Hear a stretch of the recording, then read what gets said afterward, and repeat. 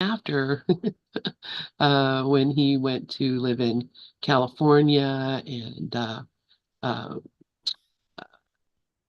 traveled around and met other people. And it just is a wonderful, wonderful, wonderful story. So let me get everything up and running. And did I do the share the screen? Here, I'll share the little screen. And there we go.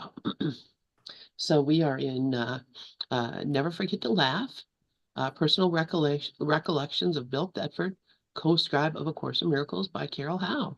And so I'm just going to go ahead and start reading. And Okay, you'll read. I'm going to make something to eat. yeah, And then I'll read too. I'm not going to leave you by yourself. well, you've been here for an hour reading, so it's definitely fine by me to take Yeah, care. but I'm going to take it too. Yeah. Yeah, take good care of yourself. You belong to me. Do do do do. All right. So this is of course after they have he's now living in California, but he does come to visit Carol Howe in Denver, and so uh, she's giving recollections of what happened when he would come to visit. So Carol says, as part of his new life, Bill simply liked being in Denver. I don't blame him. Denver's really a lovely place. I mean, honestly. And back in those days, it was even a lovelier place. I think it's just it was pretty amazing when you think about it because the city itself is just so gorgeous. It's they call it the Queen City of the Plains, and it's because it's um, green and lush and there's beautiful parks and there's beautiful uh, just so much gorgeousness in Denver as a city. So I'm sure and culture, not the same as New York, not the same as California. We're still kind of a mid, like a Western town. So, not a whole lot of a culture, but enough culture that someone who, craves to maybe see a show or something, might have an opportunity to do so. And, there's not like a lot of live theater there or anything like that. But um, that's just, the way, and back in those days, probably not so much as well. But but a beautiful green and lush place and just beautiful beautiful city. So as part of his new life, Bill simply liked being in Denver. He felt relaxed and taken care of, as he was actually shy and naive about many basic areas of life. In Colorado, he could leave behind the academic scripts of New York and escape the patriarchal roles in Tiburon. He could be just plain Bill with as little distraction and pressure as possible. The Prathers, who knew many of the people and circumstances of his Tiburon life, also served as long-distance confidants, although he did not visit their home. Most of their encounters occurred while Hugh was in Tiburon, helping to edit Jerry Jampowski's books. Although I never met Helen, I spoke with her half a dozen times on the phone, either at Bill's home or mine. He had agreed when he left New York to call her every day at noon, New York time, which is 10 o'clock Denver time, in New York time, a promise he faithfully carried out. Those daily calls were a kind of test for him, and he diligently practiced not reacting to her provocative comments. Um, and this is a quote, the conversations usually didn't make any sense at all, but the important thing was extending love. Sometimes she would sound very different, very tender before I would hang up. That was authentic. I didn't understand it, but it was there. He was, and that is a quote, I believe, from his, let me check real quick, um, his William Thetford life story in Origins of Course of Miracles from the FIP Foundation for Inner Peace. So we could actually go and read that if we wanted to, which we may at some time. I might enjoy that. because it's online for free. Okay. Those two things are good for me, online and for free. Okay. All right. Let's see. Okay. He was ambivalent about calling her daily, and although he felt a deep love and commitment toward her, he also felt obligated, angry, and guilty. No matter, see, and that's it, we were just reading about how Ken was saying how parents and children, we control each other through uh through guilt, through Guilt, it's all guilt. obligation, Yeah, the through anger. relationship is, we wouldn't even know that. You would think, oh no, it's all love, but it's all Yeah, guilt. exactly. But no, I mean he was being controlled by her, because if he didn't call her, all hell would break loose, and he knew that. So, he was being uh not, of course he was being loving, but he was also doing it out of a sense of obligation and guilt. So, this is what this course is all about, is looking at these things and seeing, why I'm doing this. Not, I don't care why you're doing it. Why am I doing this thing I'm doing? Am I doing it because I'm experiencing love and my guidance is to do it this way? Or am I doing it because if I don't, I'm going to feel bad. You're going to be angry. I'm going to be in trouble. This examine your motivation is probably one of the most important aspects of A Course in Miracles, is looking at our motivations, why we're doing what we're doing, and then not condemning ourselves for whatever we find out from that, but just recognizing, hey, that's how the ego works. That's how the world works. So, hey, Karen, good to see you, friend. So, okay, so he was ambivalent about calling her daily. Although he felt a deep love and commitment toward her, he also felt obligated, angry, and guilty. No matter what he did or said, or how faithful he was about calling, she rarely found it sufficient. And how could she find it sufficient? It wasn't, she wanted him the whole way. She didn't want him just to call her up for an hour a day. She wanted much more from him, and so she was, how was she ever going to be happy with just a daily phone call for an hour? But that was what they could get. And I see Karen has her hand up. Go ahead, Karen.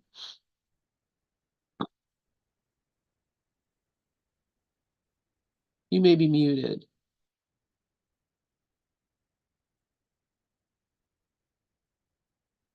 I'm still not hearing you. Oh, I don't even see that you have a mic. So there's something wrong in your setup. It doesn't show that you actually have a mic there. So you might have to leave the room and come back. Um, if you Hi, can hear. Karen. I just had to say that. Okay. Yeah, so I'll keep reading, and then if oh, there it is. There she is. Okay. Can you hear me, guys? Yes. Hi, good morning. I was listening to you earlier, reading Ken's book, and now I'm listening to you guys. I'm loving it. You can't hear me? Yes, we can hear you. Oh, Yeah, should I I hear be? you. Oh, okay. No, we can hear you now. Oh, I'm hearing double voices in the back. Are you on listening on Pal Talk too? I don't know. I might, hold on, maybe I am. Or the radio? Yeah, turn it off or mute it.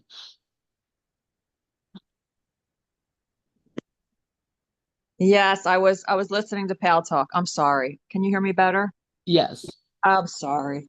I was listening to you guys on Pal Talk and I was just loving both of the books you're reading. Hi, Sharon. And what you're talking about now with the guilt that Bill was feeling, Ken, I believe, had that same guilt with Helen. I believe Ken had an obligation to Helen as well. I believe he felt very obligated to Helen. And I do believe that he waited to marry Gloria until Helen passed away. I believe that from what we're learning about Helen and Ken's relationship, you know, Ken, well, Helen wanted all of Ken, all of his attention. And she really demanded it. And I think he felt obligated to do that. So I really do. I think Ken falls in that category too. So I just wanted to share that. No, I think that could be true. We have to realize that we're all people, so we're going to have all these things come up, and I'm sure Ken had it too, because not at the end, but in this process. Oh, he did. And you're right, absolutely. I don't think she even knew about Gloria. But he was seeing Gloria before Helen passed away for sure.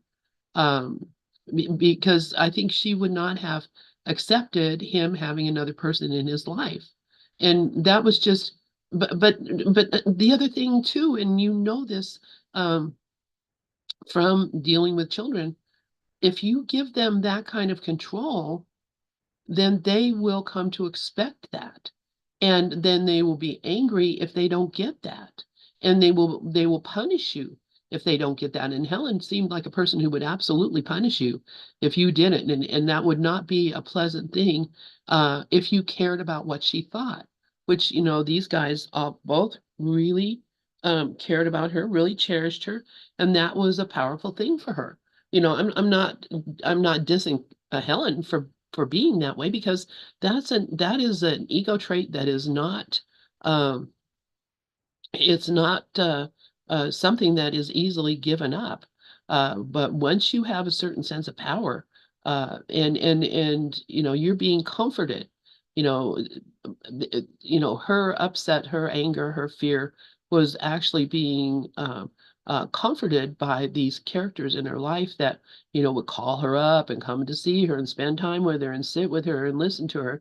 That was a great comfort to her, but they didn't do her any great service by enabling that kind of thought, by enabling that kind of action. They weren't helping her. She wasn't becoming a more forgiving and better person. I'm not saying because I don't really know. I'm just saying in general, it's not helpful to give in to that kind of control because it's unequal. There's not an equality involved there.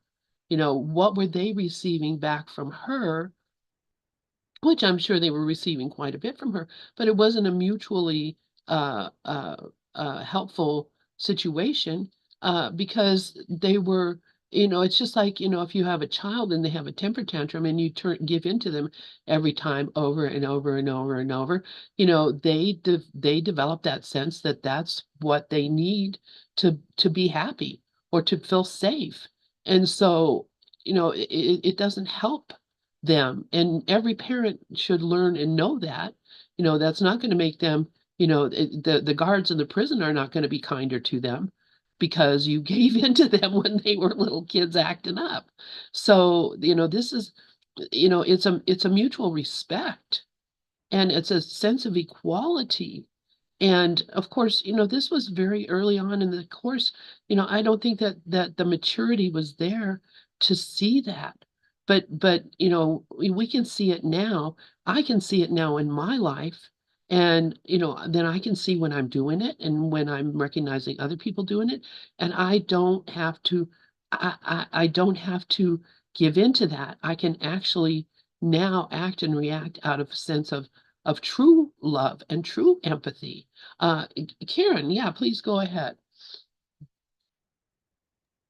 Oh, I agree with you, Lynn, 100%. 100%. And the other thing I think that Sharon was correct when she said this was a process for Ken and Bill, because this happened in the early years. And we have to remember that this Course in Miracles is an undoing. So they still had those old behaviors, there's old conditioning, the old conditioning, even though Ken was a psychotherapist. I mean, I'm sure he was still conditioned in many ways. I mean, so the other story I remember, and I'm sure you guys have heard this one too, was when Helen was very angry at Louis for something, and it could have been the socks and the it could have been the socks in the bread box. I don't remember why, but I remember Ken wanting to help her, and Ken always wanted to help her. And so he wanted to pray with her. Let's pray about this. And she was very angry. Like she really didn't want to pray, but she thought, okay, she would do it with Ken because, Ken asked her to.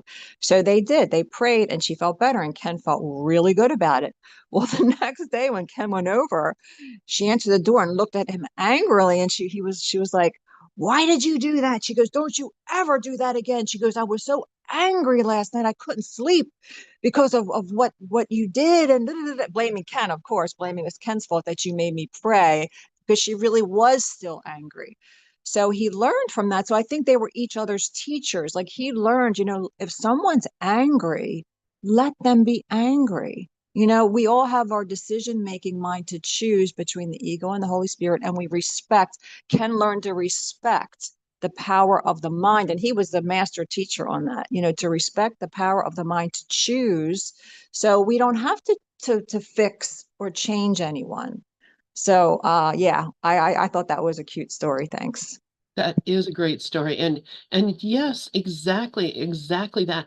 I could see why she was pissed. I could see why she was pissed because she recognized that she had been manipulated.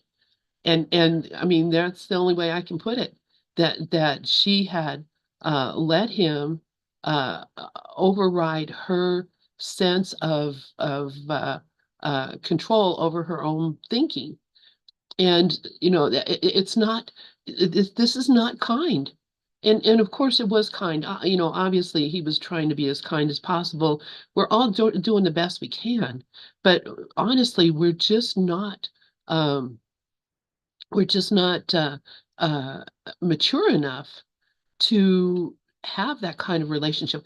That's why, and I hate to keep bringing this up, but I guess I don't hate to.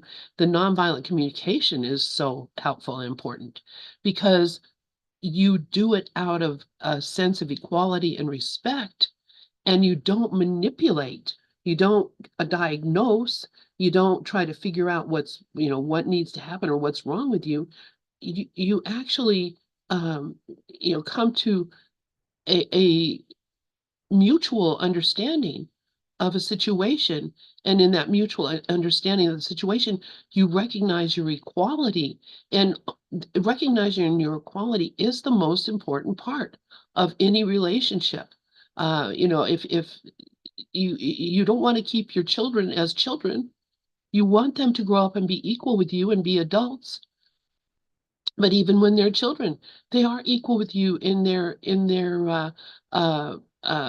sovereignty over their own minds.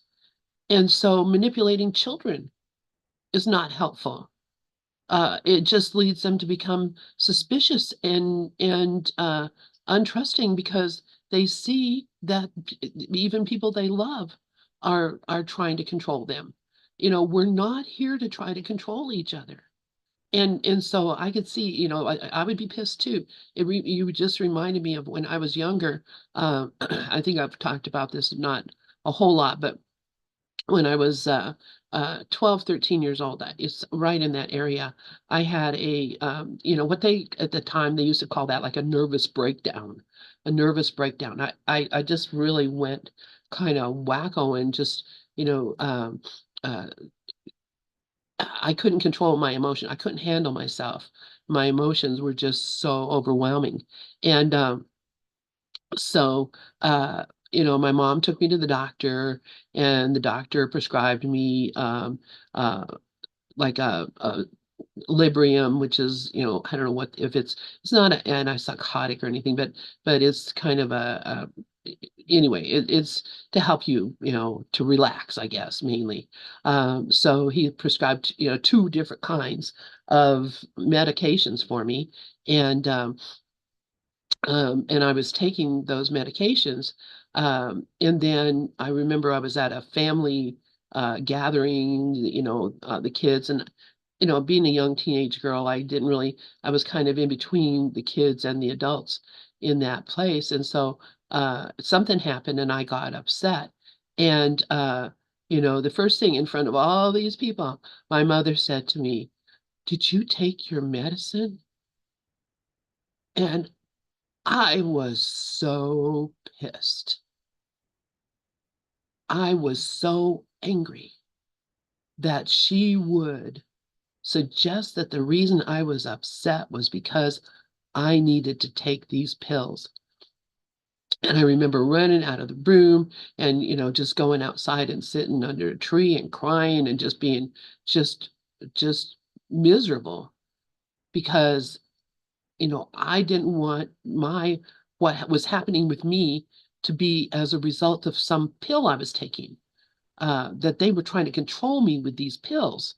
And I see it, I saw it in my granddaughter. She went through the same thing. I could see how, everybody's trying to be kind and helpful and help you out when you're having a problem like that.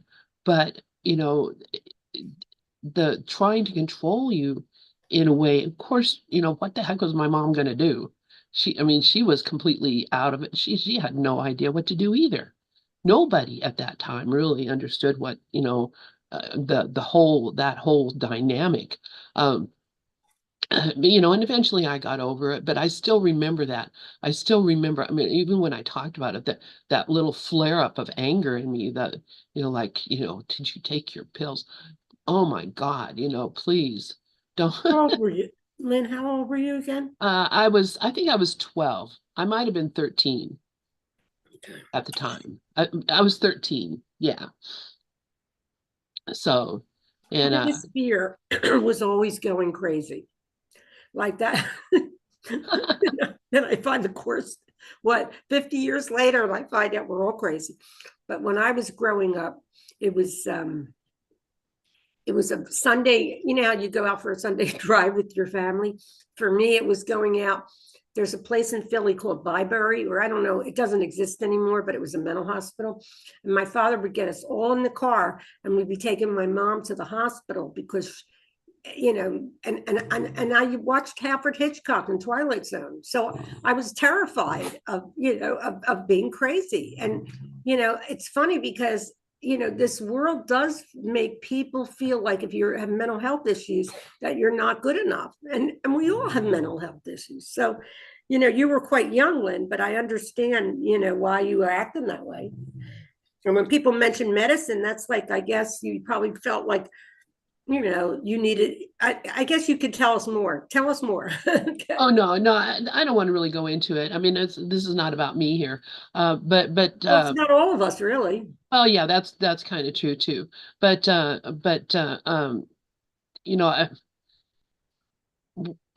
I don't even know. I don't really want to go into the stories, but just when I was a kid, my mom, that was what they would always say to us whenever we started acting up. And it's funny. I live in Pueblo. Pueblo is the place where the state hospital is for mental, mental health. So there's, it's whenever someone would say we're going to take you to Pueblo, that meant that they were going to put you in the mental hospital. And I had friends who were put into the mental hospital because their parents didn't know what to do with them. And so, in fact, I have several. I was just thinking about my friend Rita this morning when you were reading, and she was in the mental hospital down here. And but a lot of people my age were going crazy back in the 60s, I guess. And Well, but we're already crazy. We don't even know that we're crazy because we're right, hiding. exactly. You know? Exactly. Um, so so anyway, anyway, I see Karen has her hand up. Yeah, yeah, Karen, I'd love to hear what you got to say. Well, thank you for sharing that story, Lynn, because it really helps me to really change my mind about my daughter and her medication because she has severe ADHD and she's on um Adderall and she's not on a high enough dose. They're not giving her enough, so she self-medicates. And sometimes she's also on the methadone program, and sometimes she doesn't get dosed for whatever reasons. And so I would say to her, stuff like, well, if you would just take your medicine as prescribed, just take your medicine as prescribed, you know? And now you just reminded me that no, I can't be saying those things to her, and that I'm so, and it makes me fall into that same category as her because so thank you. Really, that really helped me to step back from my daughter, who I have said that and still say that to at times. So I really appreciate that. Really helped me. Thank you. Thank you, Karen. And there's nothing bad about reminding somebody to take their medicine. But and I shouldn't say and there's also nothing wrong with really communicating with that person in like an NVC kind of way. Tonight we're going to go over I made a bunch of slides for NVC, and we were going to do that last night, but we ended up on an entirely different topic. And I'm going to do it tonight on our 7 o'clock Eastern, um, finding your inner guide, because I think it's really learning how to listen and to talk to somebody in a way that keeps you on an equal playing field, so that it's not my mom telling me what to do. It's, these are the things that we decide as us are the best things for us, and the way that is going to be helpful for everybody, which is maybe not always just, take your medicine, but it could very well be take your medicine too. And I do understand that when you're being given, I know with my granddaughter, um, we went through all kinds of she kept going and getting another kind of medication, another kind of medication. She was, doing stuff. She was, cutting herself up. She was jumping out of moving cars. I mean, she was really on the brink of, complete and total meltdown. And, of course, it was just, take this medicine. Well, she'd take the medicine and it made her feel weird. And she didn't like that weird feeling. And it just, these things are not foolproof. So, they need to learn what it is that she needs. And what it is she needs may not be medicine. It may be something entirely different. And, that's what we learn when we learn to listen and to help a person, really help a person, um, through good communication, or however it is that we learn to do it. Sharon, please go ahead. I love the story too that you told, because I do that with my son too, Karen, because of the history of addiction. And he's taking now, he has a panic disorder. So he's taking, like, they're giving him Klonopin, and he's on methadone, and he has cannabis, not that much. He doesn't really take it, but that's what happened to I couldn't do anything with him when he was really bad. Like, when they get bad, you really have to see that it's, well, nothing's in our control. But what I would say a lot of times, was, don't mix everything with methadone and all this other stuff. And they know he's on it, so they gave him the Klonopin. And there's nothing wrong with that, as long as, what I believe happens a lot in our world, because addiction is so prevalent, is that they almost, like, Klonopin's known to be like, not like an addictive type medication. Now, I took it for years and got off of it like it was no problem. So I think everybody has a different experience. But when we've talked to our children that has had a past where they have an addicted brain, and I was doing that with my son yesterday, because I was telling him, don't take all that stuff, John, just exercise. And I'm telling him all the things I need to learn myself. Like, for instance, get on my bike every day. I'm telling him, do the, and all the suggestions I make, even if it's to my children, are suggestions for me. That's how I see all of it now. But I also get, when you say your daughter's your your biggest forgiveness lessons, or that's where I think all of us have the most guilt with our children. I mean, I don't know, when my son fell into addiction, I just thought, what the heck did I miss? I was so traumatized because it became a problem. And now I'm realizing everybody comes in, well, not now, but always when you read the course, that everybody comes in with a curriculum. And a lot of times their curriculum looks crazy, but that's because we are crazy. So I appreciate that you both sharing that, because I too have to keep my mouth shut. I think if I tell him, then he won't do more stuff. Like, Because in the back of my head, I'm always thinking, well, he's on a lot of stuff or something, you know, because he's on an antidepressant too. But the thing is, who am I to judge anyone? But it's fear that's judging. It's fear like, oh no, I don't want anything to happen to him because, you know, he got out of that horrible thing, addiction. And that's true. And also, when I say you have an addicted brain, we all have an addicted brain because our brain is the ego. Our brain is the it's you could call it like in the course community we call it ego. In other places it's called superego or old brain. But all of that is all just beliefs that we're looking at that our kids have. And I'm not good enough. I'm not saved. All of that. So it's very helpful to have these conversations because, you know, we learn from each other. Thank you so much. I love that. Yeah, please go ahead, Karen.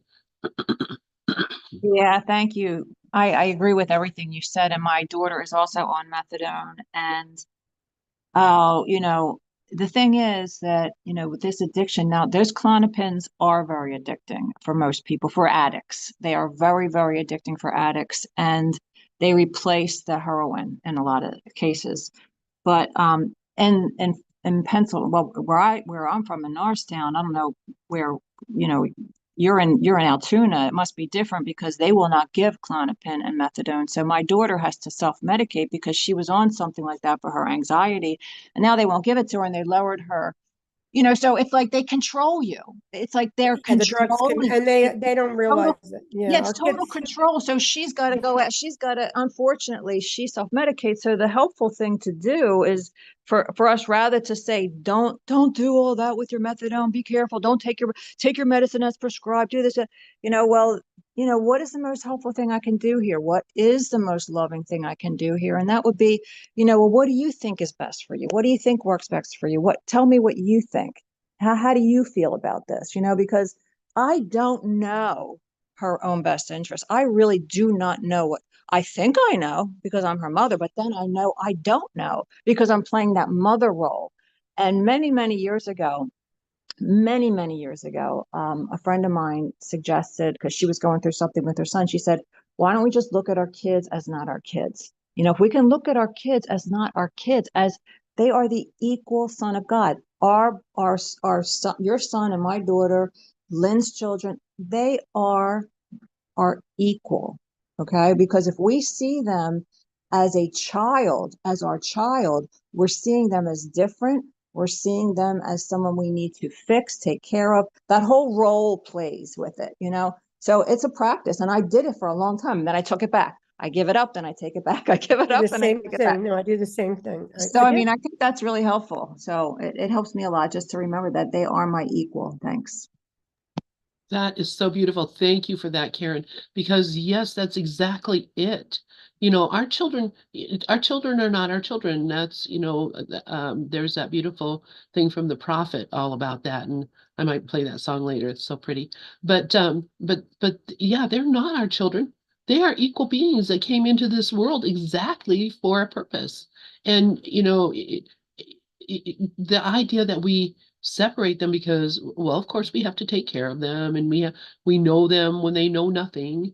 We know them when they are completely ignorant of language and you know what this is and what that is, and we are responsible to teach them to become, you know, the adult humans that that we want them to become.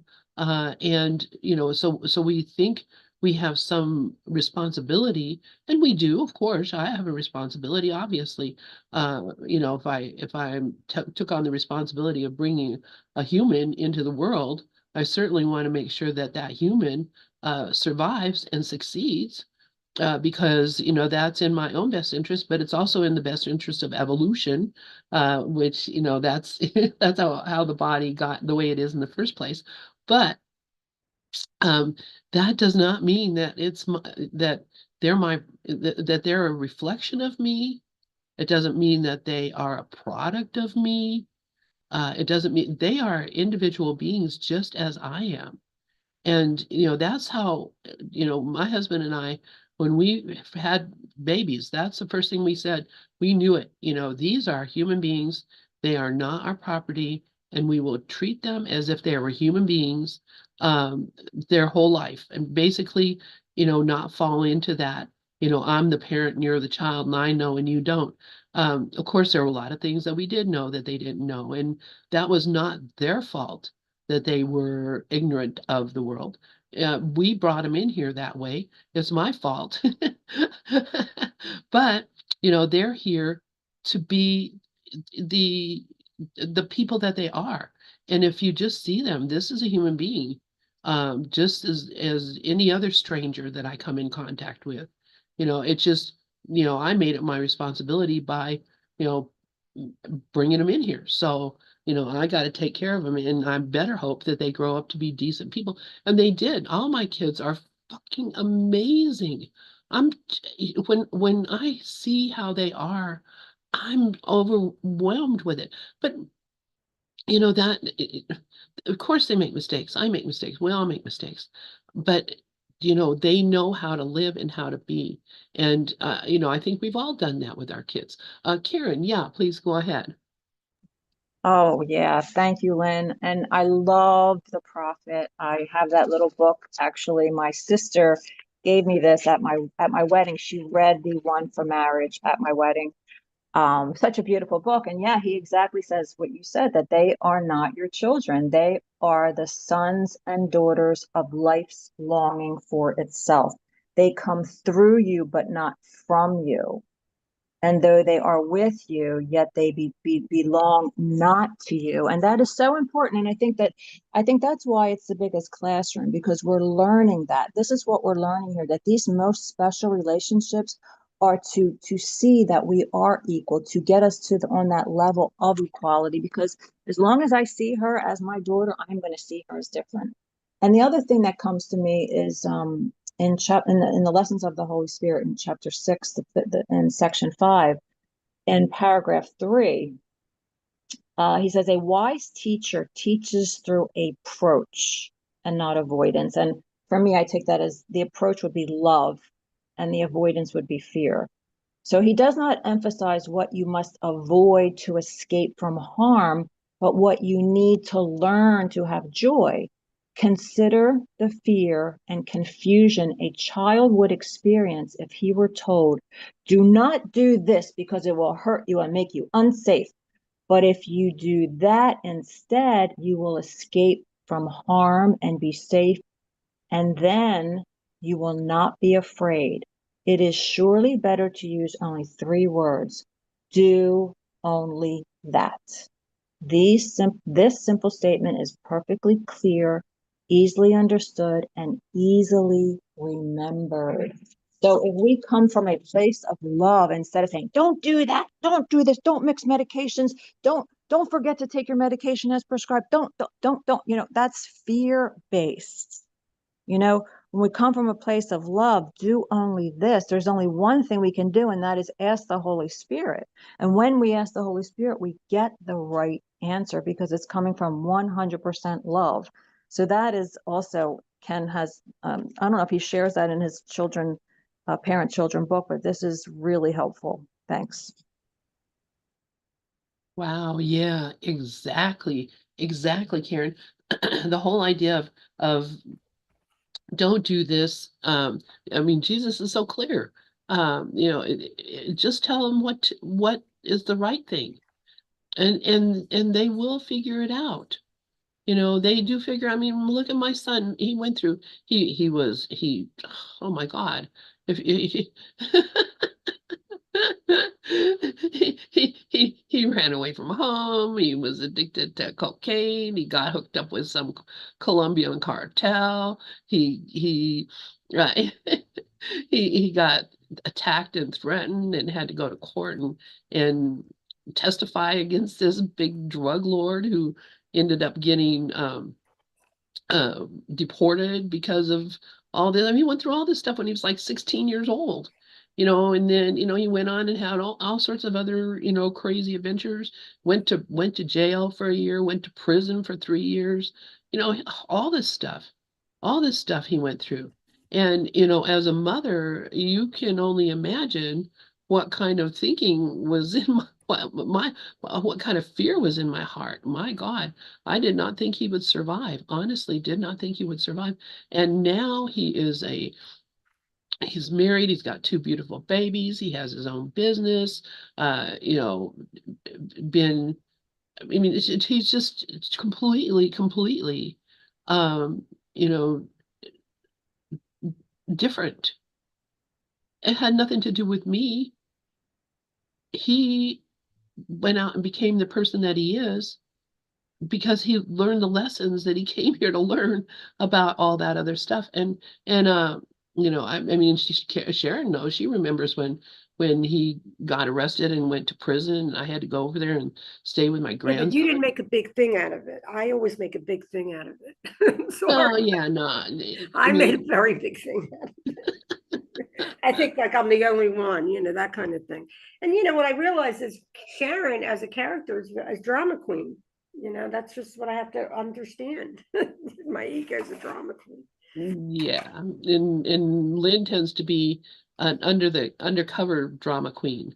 You know, like I'm not going to tell you the whole story of how come I had a nervous breakdown, but you can imagine it yourself. That's that I even brought it up, I mean, honestly. Karen, please go ahead. I love it, Lynn. Thank you for sharing that story. I have similar stories of my daughter, very similar stories. I mean, I bailed her out of jail at 18 years old. That's when it really started. I mean, it started childhood, juvenile delinquency, all that. But at 18, that's when it really, when she's 18, she's, oh my God, my baby, she's in jail. She's only 18. She doesn't deserve to be with the adults, And like you said, they're here to learn the lessons they came here to learn. And we try to prevent them from being hurt because we think we know better. We think we know what should happen. And we absolutely don't. I mean, I bailed her out so many times and I did not help her. I Yep. enabled her more than I can tell you. I learned from that though. And so we live and we learn. And the other thing that came through me while we were sharing this, it's this is the lessons of the Holy Spirit, this chapter 6. And when he says do only that, he really means, do only what the Holy Spirit says. And when Sharon was sharing earlier, I think that Ken mentions this quite often, how do not ask me what to say or what to do. Only look through the eyes of peace, only look through the eyes of non-judgment, and then all the angels will come to help you and you will know exactly what to do. When we come from that place of love, he also tells us, we can do that one perfect thing and make that one perfect choice. And that is what he's talking about. He's reminding us that the only thing, our only function here is to forgive, period. Zero. I mean, like there's nothing else. I mean, so I just needed to be reminded that because I learned so much through my daughter. She has been my greatest teacher. And I am so grateful to her. I don't fix her anymore. I don't try to fix her anymore. I don't bail her out anymore. I mean, she almost had in the hospital the other day. We thought she had mini strokes, and I shared a little bit about it with Glorian, and I think a little bit with Sharon. But I mean, this girl went into the hospital, and if I took her to the hospital, I was so happy she was safe, quote unquote, right? Thinking she's safe because she's in the hospital. She's there all day into the night. Then she goes up to her room and she's like, wanting a cigarette. So she goes in the bathroom in her room and has a cigarette. Okay. We're talking oxygen everywhere. She could have blown the place up. The nurse comes in, says, give me those cigarettes. You cannot smoke in here, blah, blah, blah. My daughter took it as a attack. She said, fuck you. I'm out of here. And she left the hospital. After everything she just went through, all day tests, I had to say, I had to say, you know what? I can't do anything. I can't change anything. I can't fix anything. I had to let it all go. It was first, I was angry. First, I was angry. And I thought, you know what are you doing, Karen? Why are you getting angry? This is her classroom. She's going to have to learn. And she is already perfectly cared for and safe. I thought she had to be in the hospital to be safe. And we think we know, we don't know. I think I know. I'm going to speak for myself. I think I know what's best. I have no idea what's best. She didn't want to go to that hospital. She did not want to go, but I convinced her to go. I mean, it's hilarious, you know. And what did she do? She ended up leaving at like 6 o'clock at night, walking home in the cold rain. And that's it. End of story. That's all. Yep. Well, it's done for selfish reasons, I think, too. For me, it's like I don't want to go through the pain I did before. Right. And we're trying still, as long as I'm trying to prevent my child from having a negative experience, I'm what am I? Am I in charge of their life? I mean, when they're 4 or 5 years old, yeah, okay. But when they're 30 or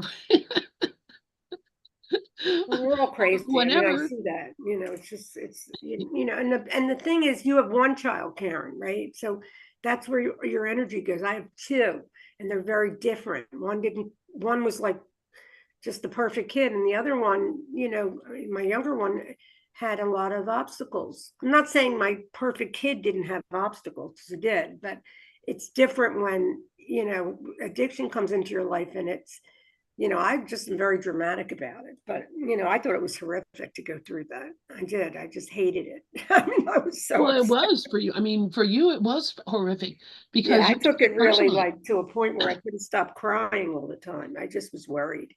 Yeah, You know? and you thought the funny thing is, and this is the thing we all have to laugh about, you thought that something you could have done could have changed the situation.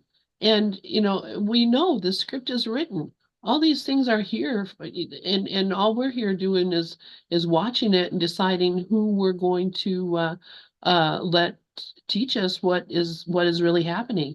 And so, and me too. There's plenty of times I've thought it's my responsibility. You know, I, I'm I'm that kind of person also. I think we all are, that we take a certain um uh thought that someone is having a problem.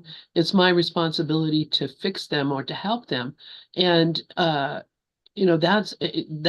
it really is insulting to the person, uh to be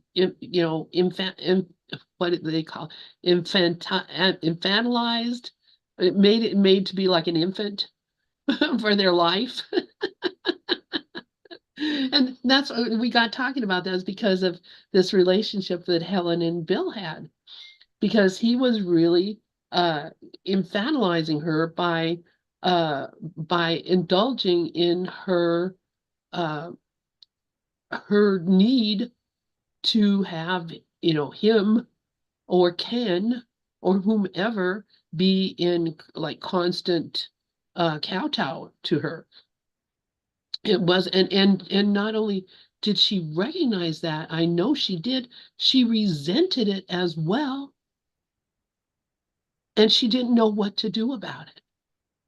And that's why when we talk about doing the Course of Miracles, that the gift that is given us is this gift of forgiveness, where we can look at it and see this is not really what it seems to be. What appears to be happening here is a story in my mind, an idea, a thought, and it isn't really happening. It's not really here.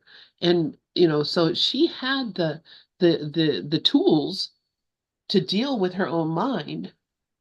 And if she had well, she probably might have left, I don't know. But if she was with a group like us, and here I'm bragging about us, if she was with a group like us, who would be allowing her to do that? We would all be working with her to help her see her motivation, what she's doing, why she's doing it. Not through telling her, "Oh, Helen, you are screwed up," but by saying, "Look, I did this same thing. Here's where I was. Here's how I've been doing. I'm doing it right now. I did it last week. I did it yesterday. Okay, let's not get into the guilt about it. Let's learn the lesson." And together as a family here, we have that opportunity.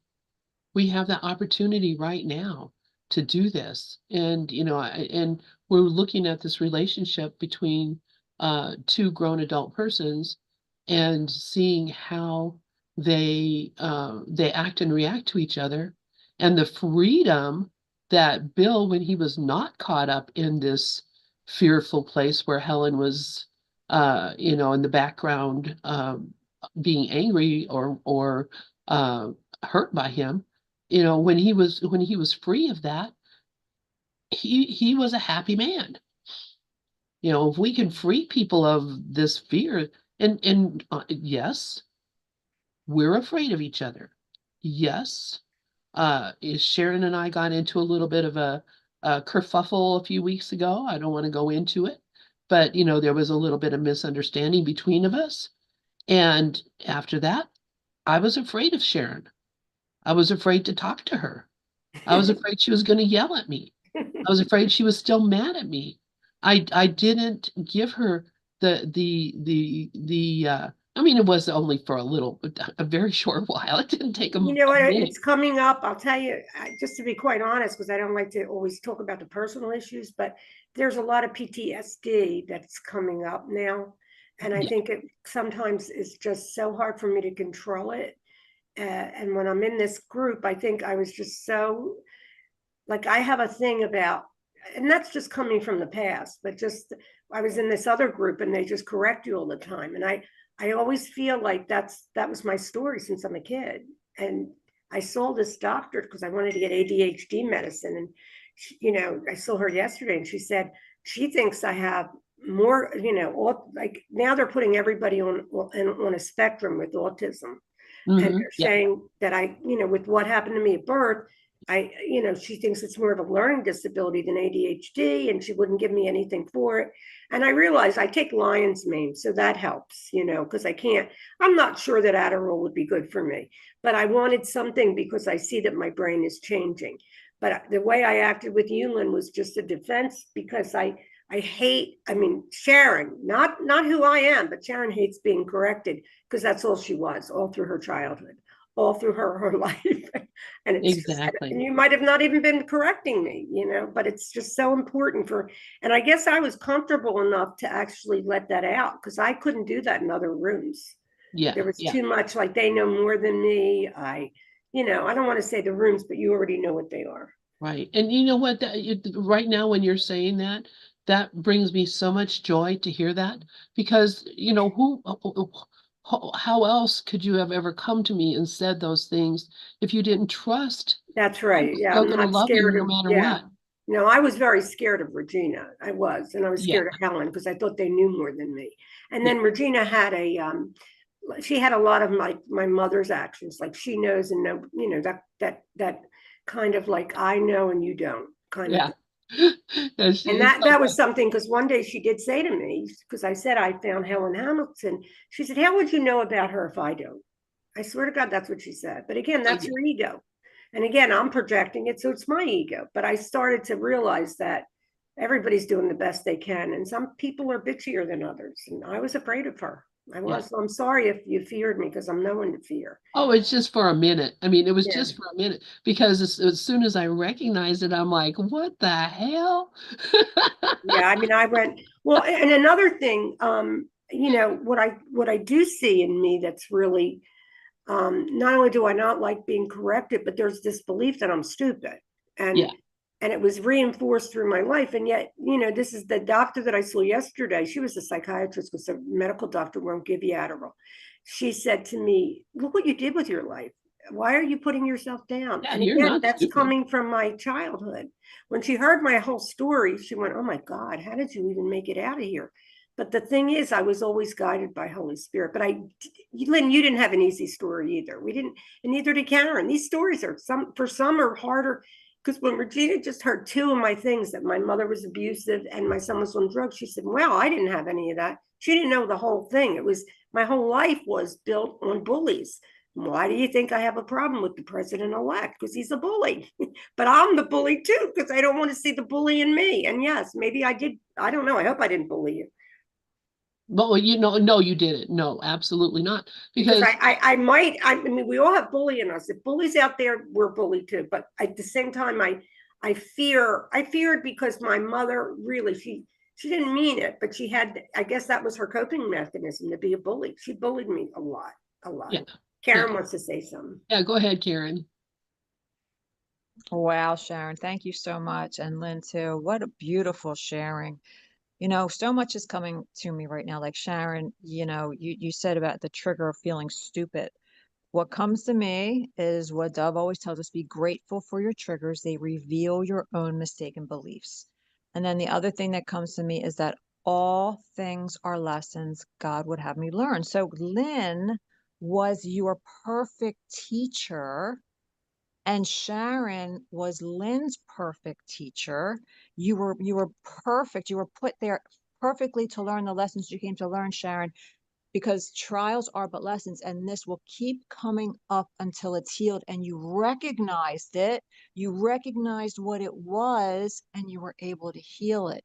And not blame Lynn, but to look within and see where the problem was within with the belief that It's the needed to be belief I'm undone. So stupid, right? And my gorgeous, husband does that a gorgeous. little bit.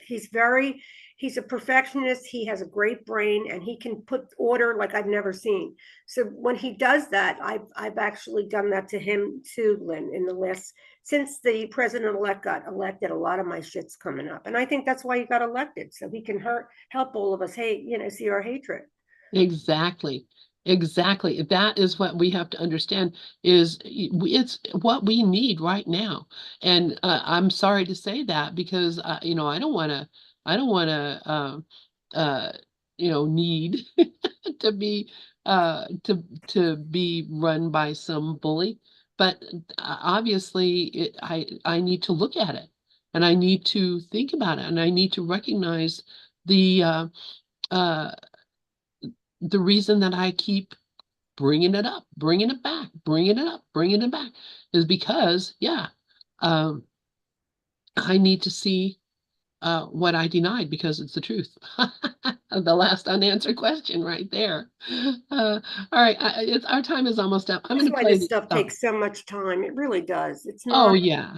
It, It's not, and that's all he kept saying, Ken, is please don't rush this process. Honestly, got girls, when John was sick, I could not, I just went into Waking Together to hear her because it helped, but I couldn't do the work.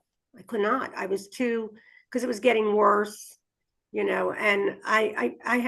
the character I play thinks mothering is very special. So there you go. exactly. Exactly. All right, I'm going to play this song. Can you guys see the screen? Yeah, this is a great talk, though. It's good for us to have these talks. Gloria had also mentioned a while ago that she was thinking grief would be a good thing too, if we could open up. You have that friend, Deborah, like Karen, your girlfriend that's a psychologist. Yes. I got the books she had recommended. We could do that. I think it would be important because grief hides in us. We all feel Mm. grief for our father. We're not really grieving about anybody out there. We're grieving from separation, but I think it would be good. I love when we share. I guess that's just my nature. So anyway, thanks. Yeah, and I would love to have Deb back, and she probably would love to come for that Who book. who would?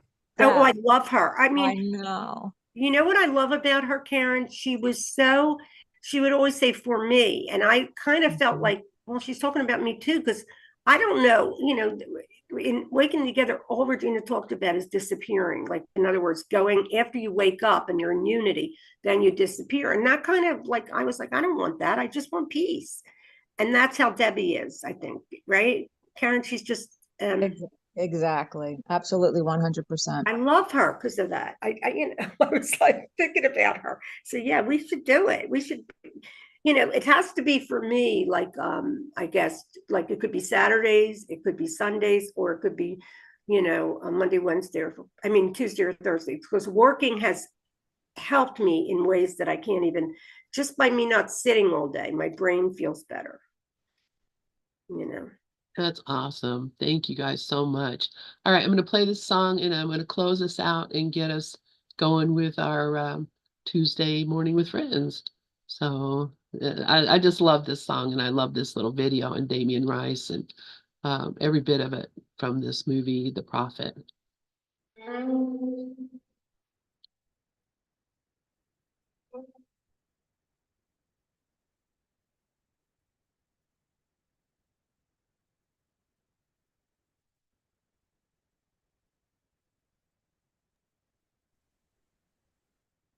Or I can't hear it. Is Uh-oh. it Because I didn't share the sound. Oh, I thought it was my computer because that could. No, it's because I don't know why they don't just do it automatically if you're playing a video.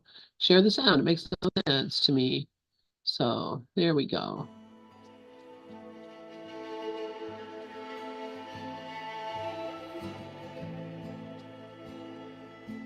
Your children are not your children. They're the sons and daughters of life's longing for itself. They come through you, not from you. Though they're with you, they belong to themselves. And you may give them your love, but not your thought, for they have thoughts of their own. You may house their bodies, not their soul, for their souls dwell in a house of tomorrow, which you cannot visit, not even in your dreams.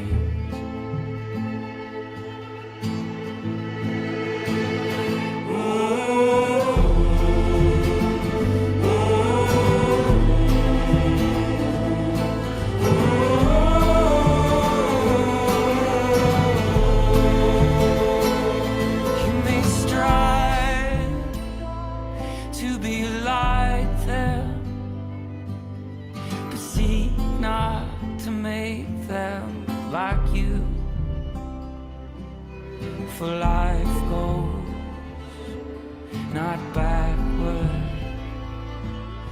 nor tarries with yesterday. You are the bows from which your children's living arrows are sent forth. The archer sees the mark upon the path of the infinite, and he bends you with his mind, that his arrows may go swift and far.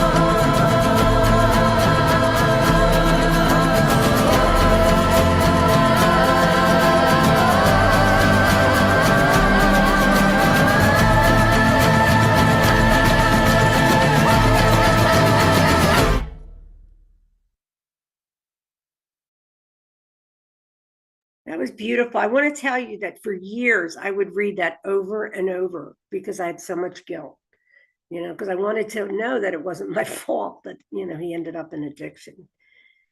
I love him, the prophet. That's beautiful, Lynn. Thank you. Oh, Mickey's here too now. Yay. Yay. Hi. Hi, Mickey. How are we doing today? Oh, let's see. I got to stop this YouTube.